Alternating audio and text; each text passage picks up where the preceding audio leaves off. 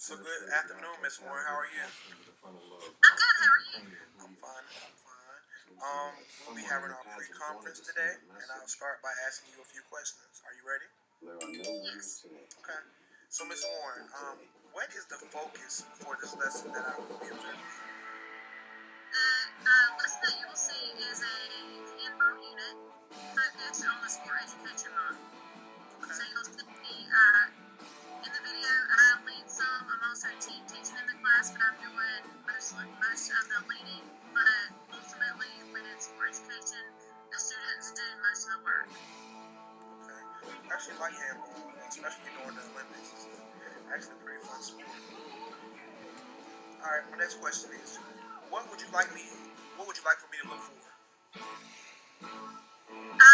I guess the biggest thing to see is to make sure that I'm able to keep the students on task and focused into instruction based on using this model, because the goal of the model is for the students to take responsibility and lead, just to, I guess, to make sure that I'm doing my job and getting that point across to the students. Yeah, that's great. That's great. I'll make sure I look for those things. What are your students like, and how diverse are they? It is a very diverse group. Actually, this clip that I'm sending is a couple years old, because I really like the way it came out using the handball unit. I had a couple other ones, but the volume was not very good. So it's a diverse group. Population of our school is 780 students, is 6th through 8th grade. What you'll see is 8th grade doing the handball unit. Okay. What contents will students know and understand? You kind of went over that. You said handball. So, is there anything else you can describe? That at this point in the lesson, we've gone over most of the basics. We did the draft. They've gone over skill development. You will see trainers leading warm-ups. You will see kids getting involved in activities. They go to the hustle line. Pretty much the cues that we have discussed, you should see used in this recording. Okay, I like that you use pointers when you describe that. So, what will be the exact skill that will be demonstrated? Like, are they working on passing? Are they working on shooting? Make sure they dribble. What skills? Most of it is passing elements moving into handball game situations. Okay. Okay. How will the lesson engage all of the students? With sport education, every student is assigned a role, and as a group, they decide that early in the season. They select if they want to be the captain or the coach, trainer, equipment manager, that kind of thing. So every student plays a role. Okay, definitely makes sense. What resources, materials will be used in the instructions? Sure, handballs will be used. We use gator skin balls for the handball. Or pennies. A lot of pennies will be used to specify groups so that the teams are separated, and we use a bunch of cones. Okay.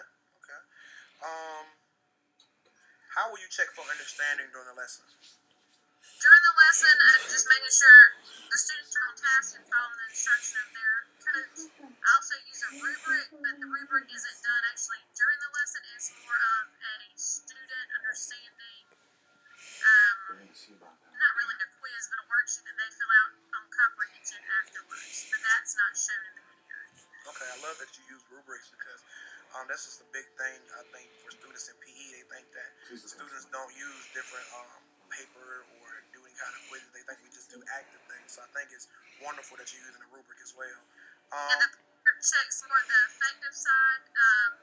If they feel like they were a big part of the team, if they participated well, if they worked well with others, kind of focuses on that aspect, since the actual game works on psychomotor and cognitive skills. Okay, okay. And that kind of answers the next question, which was how would you use assessment? So your rubric definitely will assess the student's skills and how they liked it, their affective and cognitive skills.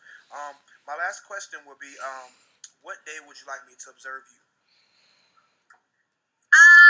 We'll just go with Monday. Monday sounds great. I would like to thank you, Ms. Bird, for having this conference, and I'd like to let you get back to your class. I know you're a great teacher, and I know you'll make sure you keep doing the right thing. Yes, sir. All right, thank you. Thank you. Bye. Bye. implement it. But when you get it there, it's no problem. They know exactly what they need to do.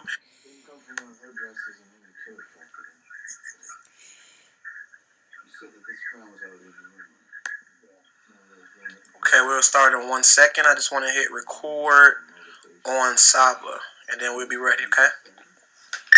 Alright. Miss Warren, how are you? I'm good, how are you? I'm fine. It's actually a pretty good day. It's March Madness is starting, so basketball is on every channel, NIT, so it was a good night for me. I am kind of sorry for meeting so late. We tried to meet earlier, but things do come up. So are you ready to begin? I am. Okay. I like to first start by I think that the sports model. The sports education model is actually I really like it. I think it takes time to actually implement it, but when you get it there, it's no problem. They know exactly what they need to do. They're held accountable for everything, so it's no it should be no excuses about anything. They already know what they do. They sign their contracts, and I really like it. But I actually think it was a really good lesson. I like the fact how your students have their jerseys on. Is that something that you guys give out in the beginning of the year or at the beginning of class? Well, one of the roles of sport education model is an equipment manager. Mm-hmm. So the equipment manager is responsible for gathering the jerseys for their team each day. Oh, okay, that They makes have sense. that color, and they go and get them and pass them out to their team. Okay, that's that. I like that. Also, I really liked how you guys did the hustle line. I like how you had everything already kind of like where it should be at. With your the home, what is it called, the home court, I believe. Right, they have their home court, what we call hustle line. They run there, and the first team that can get everybody to the hustle line actually gets a point for that. So the season's not just based on who can win the most games. Mm-hmm. And I think it's very positive that you guys definitely use the points, and I think it actually could help students want to do better. Like, they really wanted their points, and they knew that if they were last, they might lose a point. So you can see that they were very engaged and wanted to listen to you guys because they knew with a chance that in the next second you could do a hustle line or get into your home court. The only thing I was kind of scared about was like, oh wait, is that boy about to run into that girl? But I mean, at the end of the day, I think that's the best way to do it. Honestly, I know at my school we actually just have kids run to their spots or their lines. So I mean, hopefully they won't run into each other. But that was only one safety concern I did see. I did like how it seemed like all the kids were well behaved, I would say, and I'm pretty sure it took you guys a while to get that where you wanted it at. Well, with the sport education model, it actually didn't take that long because it gave them so much responsibility for their own learning. We went over with the captains for skills. They taught their team the skills, so it's pretty much up to them on how they made the season go, and they actually did really well with it. Yeah, that definitely makes sense because it's almost like you held them accountable and you gave them all a job, and you even made them sign a contract, just like how the real business world is. I like that. Kind of like how you always make sure everybody was listening before you started demonstrating, and you always use student demonstration, which was always good because students always want to see what's going on. And I think you went in between each drill really quickly. I think that you gave just enough time for instructions. I think that how long were your classes? During that point, we had maybe 36-minute classes. They've now been extended to 45. Yeah. We were on a remediation type schedule, so we had remediation in the morning, and then encore classes were cut short because of that. Yeah, I think that's the problem that they do all the time is that they cut encore so short because of the core classes. But I do think you guys use the time wisely. I sometimes the instructions was a little bit long, but I mean you have to teach them everything because if you don't, you have to go back and reteach. So I think somebody that isn't a PE teacher might say, well, why did it take so long to do this or why did it take so long to do that? But you got to make sure that they're understanding, and you always ask, do you guys understand? Do you have any questions? And I really like that. And you guys, I like that you guys I knew you kind of knew the time was up, so you kind of clocked in your head that let's bring the kids together and let them know what's going on. So I really like the lesson. I think that's something that I would use.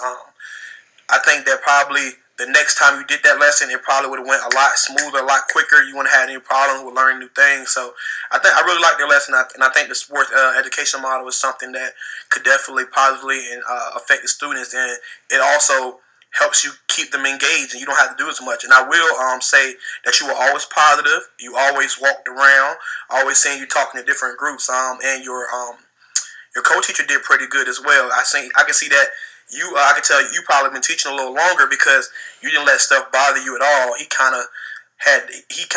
Little stuff kind of bothered him, and you just kind of was like the veteran of the group, so you took leadership role as well.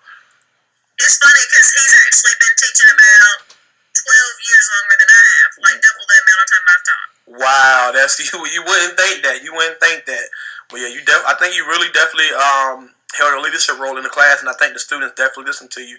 So that's definitely a clap on the back. So I guess we'll add 12 years to your pay. Hey, let's go ahead and do that. I'll make sure I get that to your principal. And you guys, ACOC, correct? Right. Okay, and it was middle school. What grade was that exactly? It was 8th grade. I thought it was. Okay, and that's something we talked about in the pre-conference. So, okay. Well, thank you, Ms. Warren. If you have any questions for me, I will get back with you. You should have the paper. I sent that. I'm not sure you got a chance to look at it, but I will resend it to make sure everything is finalized. And if you have any other questions, you can email me or just give me a call on here. All right. Thank you so much. All right. Thank you.